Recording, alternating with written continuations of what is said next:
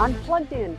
Amid accusations of spying and intellectual property theft, the United States orders China to shut down its consulate in Houston, Texas.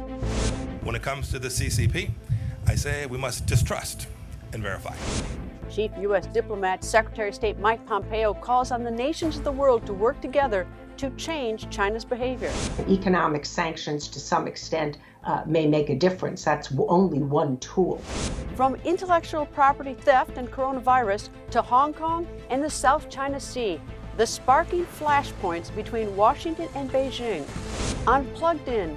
U.S. China, escalating tensions.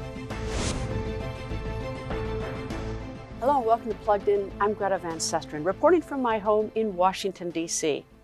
It may be easy to forget that just 6 months ago that the United States and China signed a trade deal.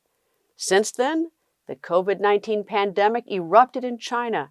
Beijing imposed a new security law on Hong Kong. And on July 22nd, the U.S. ordered China to shut down its consulate in Houston, Texas, claiming it was being used to spy on and steal from the United States. China immediately responded by ordering the U.S. to shut down its consulate in Chengdu. To put in perspective, it has been 48 years since U.S. President Richard Nixon reestablished U.S. relations with China. With Nixon's presidential library as a backdrop, U.S. Secretary of State Mike Pompeo outlined the Trump administration's issues with China. We begin with VOA's Elizabeth Lee in Los Angeles.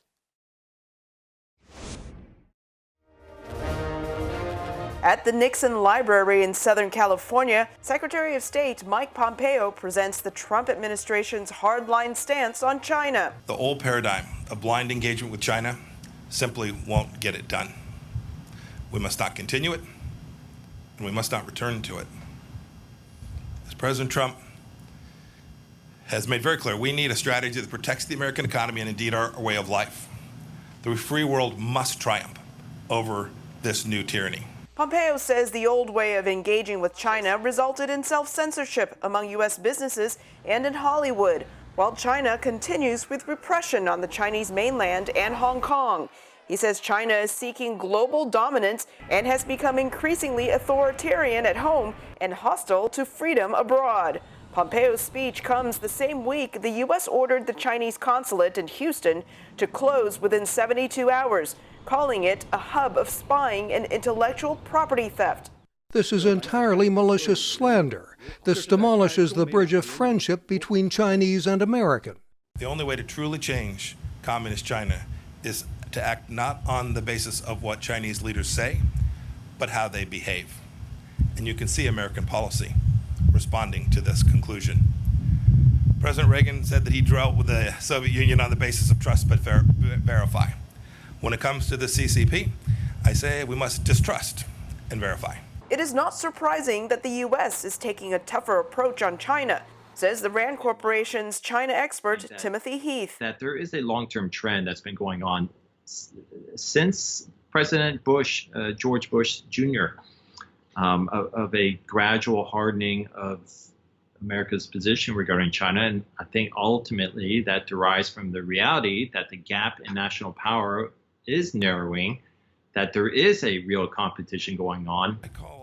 Pompeo is asking other nations to also hold China accountable, but it may not be that simple. A lot of countries are dependent, or at least rely a lot on trade with China. And so it's not going to be easy for many countries in the world to, so-called pick a side and join the U.S. in some of its harder line policies. He says there is bipartisan support for a harder line on China, especially on specific issues such as intellectual property theft and China's approach to Hong Kong, which may be an indicator as to what will happen after the November presidential elections. President candidate Joe Biden has voiced a very tough line on China, echoing, again, quite a bit of bipartisan concern about China. So I anticipate, regardless of who wins the election, there will be a lot of what you see from the Trump administration will continue. The question remains to be seen whether this approach will be more successful than what was tried with other administrations. Elizabeth Lee, VOA News, Los Angeles. China swiftly retaliated against the U.S., closing the American consulate in the city of Chengdu, which covers the autonomous region of Tibet. The move came after the U.S. demanded China close its consulate in Houston. After a number of friendly meetings between U.S. President Donald Trump and China's President Xi Jinping, experts say the consulate closures and Pompeo's speech signal a shift from civil engagement toward open hostility. U.S. policy is response to really what China has been doing, which is an increasingly bullying, belligerent, and hostile posture toward its neighbors in the region and toward democratic values and interests in the world. Other experts note the tougher tone towards China coincides with Trump's re-election campaign. I think that the speech was intended to provoke a response from China in order to intensify political feeling in the U.S. of hostility toward China and to help rescue President Trump's election campaign before November.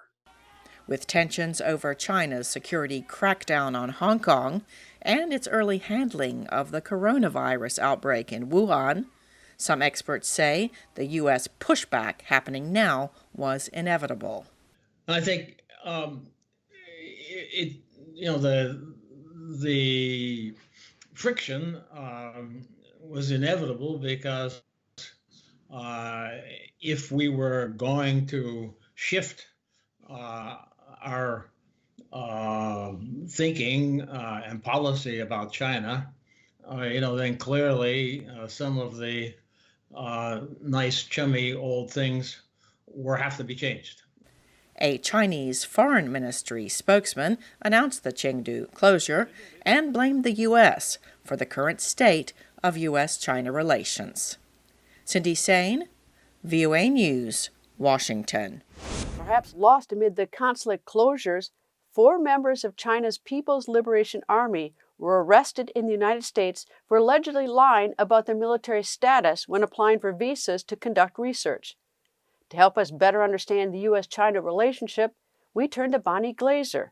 She is a senior advisor on Asia-Pacific security issues at the Center for Strategic and International Studies. I asked her, what does China want?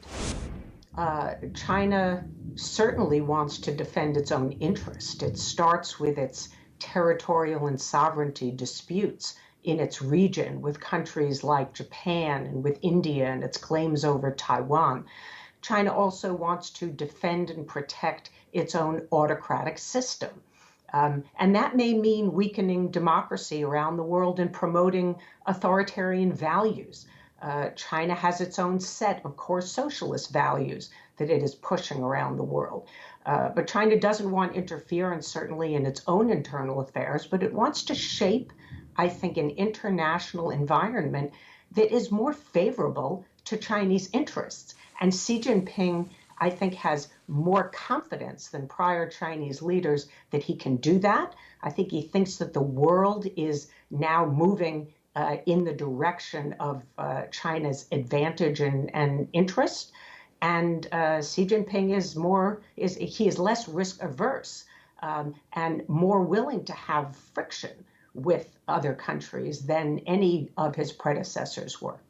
What leverage does the U.S. have? I mean, what can the U.S. do to get China to react in a particular way, whether it's to withdraw any sort of its any sort of aggression or positioning in the South China Sea? Or, I mean, where's the leverage the U.S. has on China? Well, first, I would say that the ability of the U.S. to influence Chinese policies are greater on issues that do not involve sovereignty. That is Hong Kong or Xinjiang. Hong Kong and Xinjiang, of course, are both already parts of the People's Republic of China. It's more difficult to influence Chinese behavior on those kinds of matters.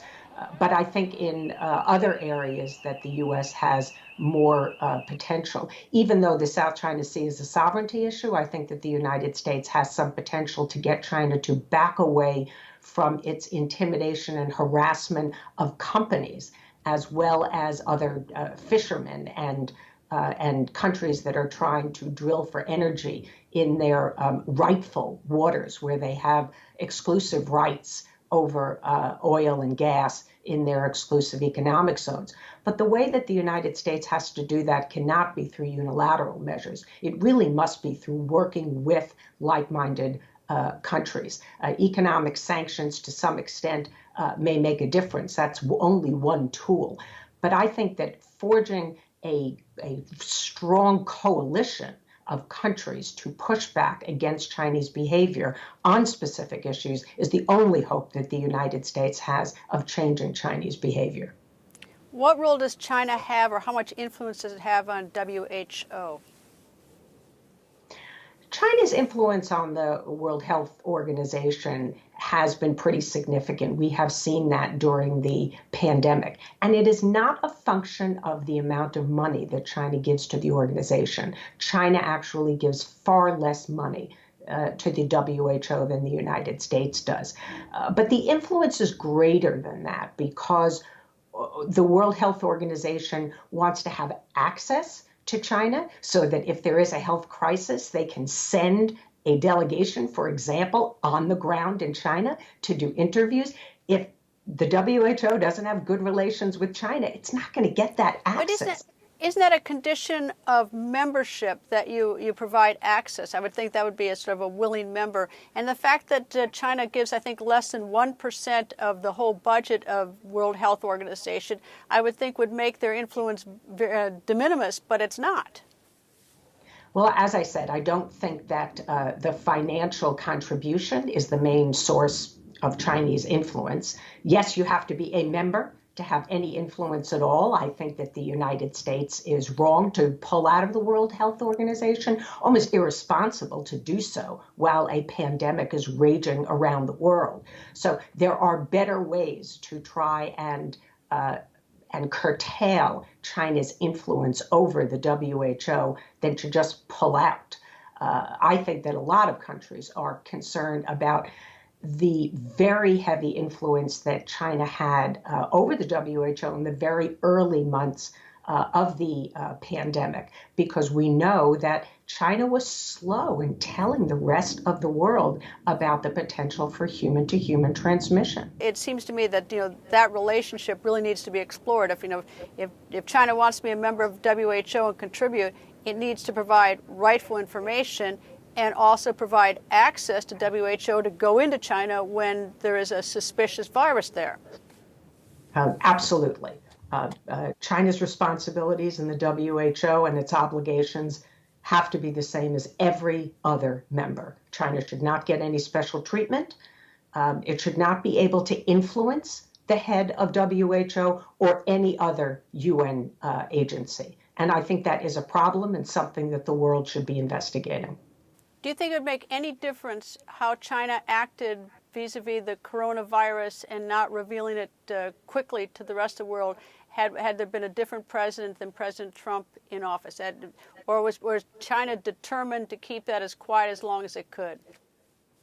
I think the way China reacted to the outbreak of the coronavirus was quite consistent with the way it has acted in the past, certainly when SARS broke out in 2003, but also episodes in which China has tried to prevent the outside world or even its own people from knowing what is going on. The first thing that the Chinese try to do is clamp down the local areas in China. If the problem originates someplace in a locality, wants to prevent the center in Beijing from really knowing what's going on, so it becomes a problem with domestic communication.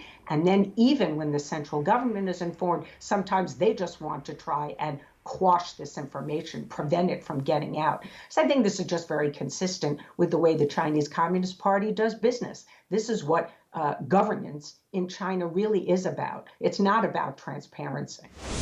Some might argue relations between the two countries have not been this bad since 1949. That's when the Chinese Communist Party leader Mao Zedong established the People's Republic of China. It took more than 20 years for the first thaw in the frozen relationship.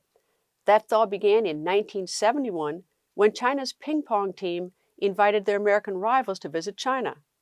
Then the following year, 1972, President Nixon went to China. And then 7 years later, then U.S. President Jimmy Carter granted full diplomatic recognition to China. Since then, the U.S. China relationship has been a difficult balancing act for both past and present American presidents. In 1982, 3 years into its new relationship, the U.S. and China made a joint announcement in which the U.S. agreed to reduce arms sales to Taiwan. At the same time, President Ronald Reagan privately assured Taiwan of continued U.S. support. 2 years later, in 1984, President Reagan visited China, opening the door for the U.S. to start selling military equipment to Beijing. But in 1989, the U.S. suspended military sales to China. This after the Tiananmen Square massacre, when the Chinese government troops killed hundreds of protesters who were demanding democratic reforms.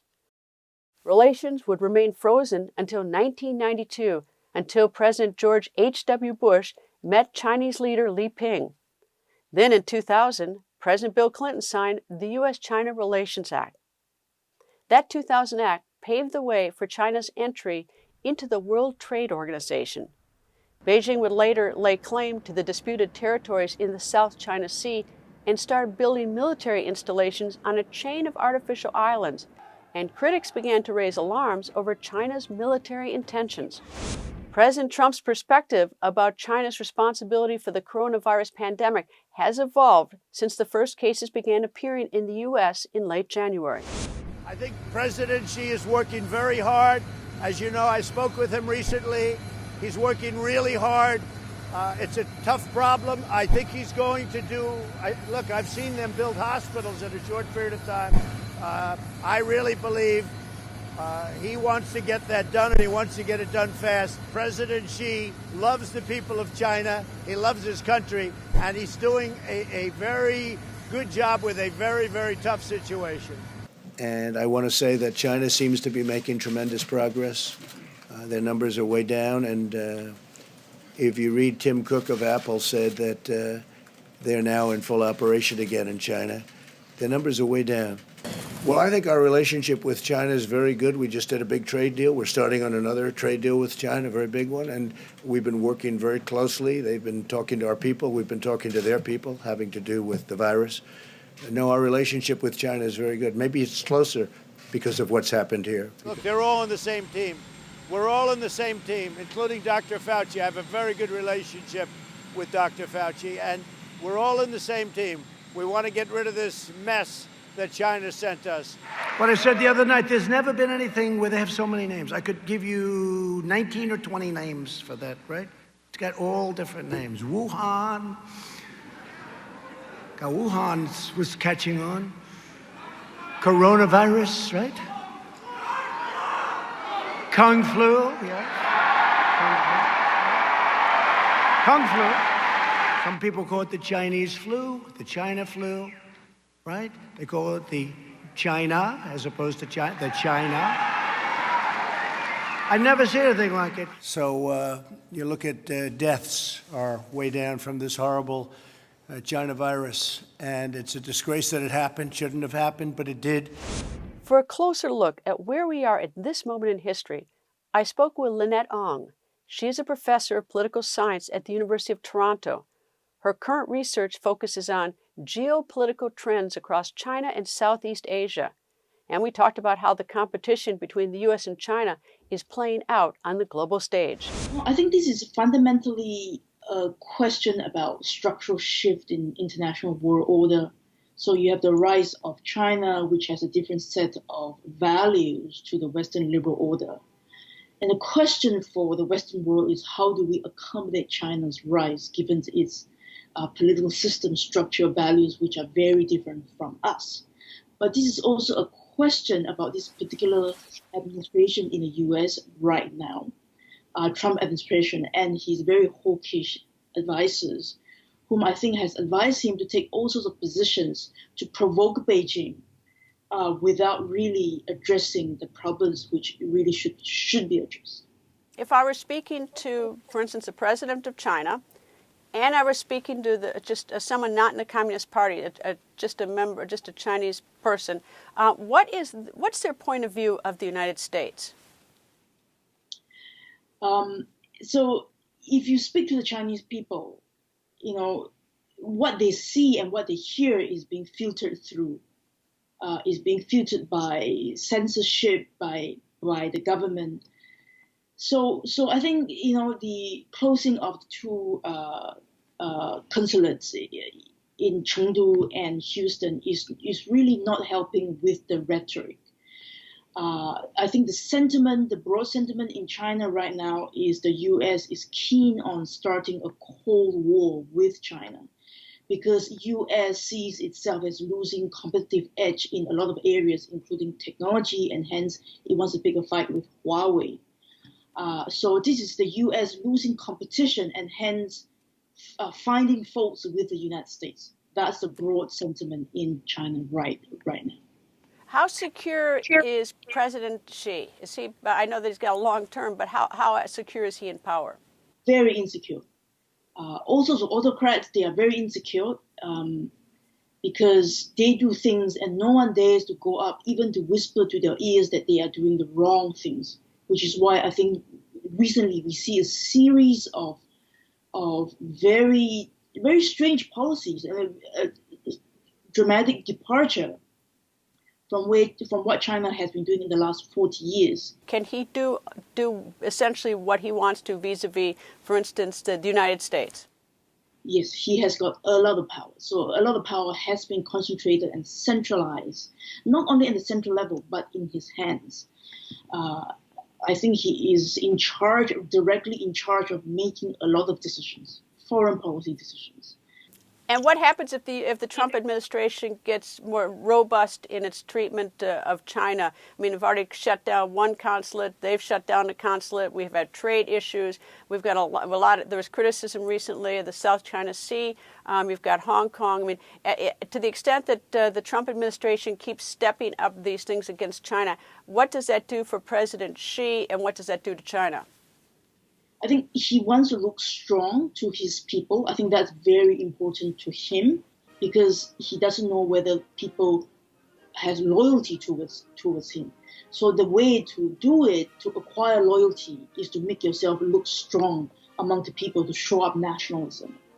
So the more rhetoric that I think Trump administration ramp up, the more they are going to provoke Beijing and President Xi to go up to do things which are more radical than before, which is really against, I think, what the U.S. is trying to achieve, which is getting China to reform, to become more open, and to become more open in its political and trade system. But the more you're trying to push it in the wrong way, I think you're actually helping Xi to concentrate power further. If the Trump administration dials it back, so to speak, what would you predict then? I think a lot of harm has already been done. If the Trump administration dials things back a little bit, I think we will see easing of tension in the short term. But I think in the medium term, there's this structural issue of the rise of China that it sees itself has paid enough time in biding its time, and it's now time for it to shine and to show its strength to the rest of the world. And I think that issue, how do we accommodate China, that very fundamental issue, has not properly been addressed. And to address that issue properly, I think the world really needs the U.S. to take the leadership across the Western world and across Asia to collectively address this problem.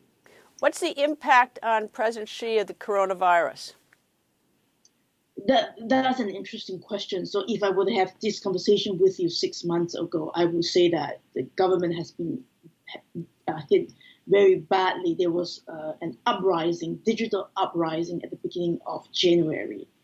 But I think the regime was also very cleverly, turn things around, able to come up with this story that it is local government that covered it up and central government that stepped in to portray itself as the savior with this very strong capacity in building hospitals in 2 weeks and things like that.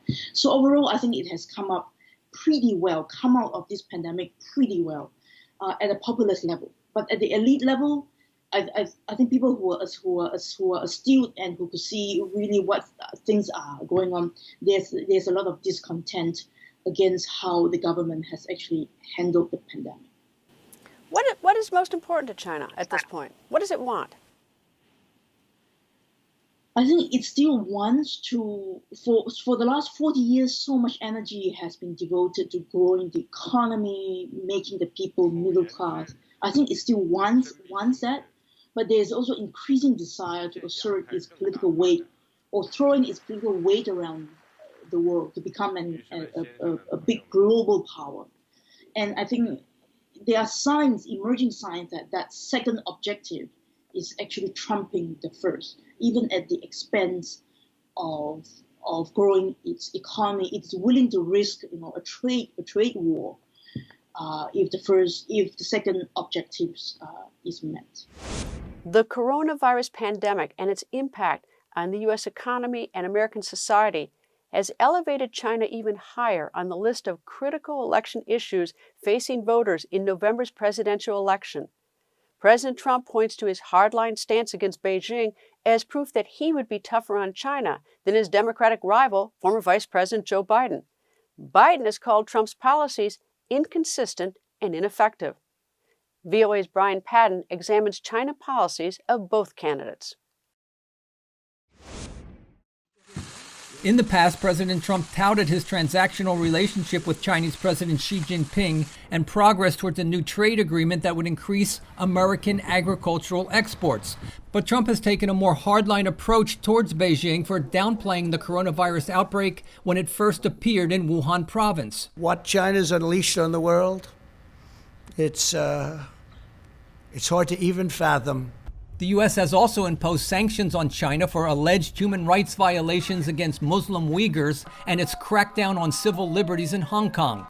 Advocates for diplomacy worry about Trump's new hardball strategy. It's more coherently hostile and confrontational in ways that I think will harm U.S. interests. Trump's hawkish former national security advisor turned critic John Bolton has also criticized the president's get tough on China policy, telling VOA it is driven solely by electoral politics. I think Trump's relationship with Xi Jinping goes up and down depending on the prospects for Election Day. And if Trump wins re-election, I think Xi Jinping will be his big buddy once again. Trump is now using his hardline China policy to attack his Democratic opponent, former Vice President Joe Biden, as being soft on China. As Vice President, Biden opposed tariffs, and he was standing up for China. He didn't want to do anything to disrupt the relationship with China. As President Barack Obama's vice president, Biden supported conditional engagement with China on trade and security issues. We do not fear China's rise. We want to see China rise. But the Obama administration also tried to contain Chinese aggression by increasing the U.S. military presence in the Pacific and strengthening regional alliances.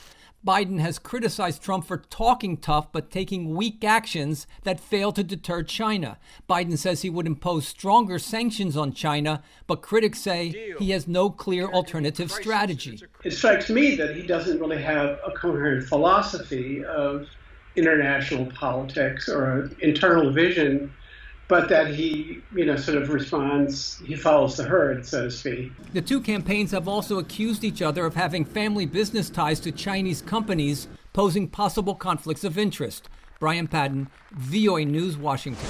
That's all the time we have. Thank you for watching, and my thanks to our guests Bonnie Glaser and Lynette Ong. For the latest updates, visit our website at voanews.com. And don't forget to follow me on Twitter @Greta.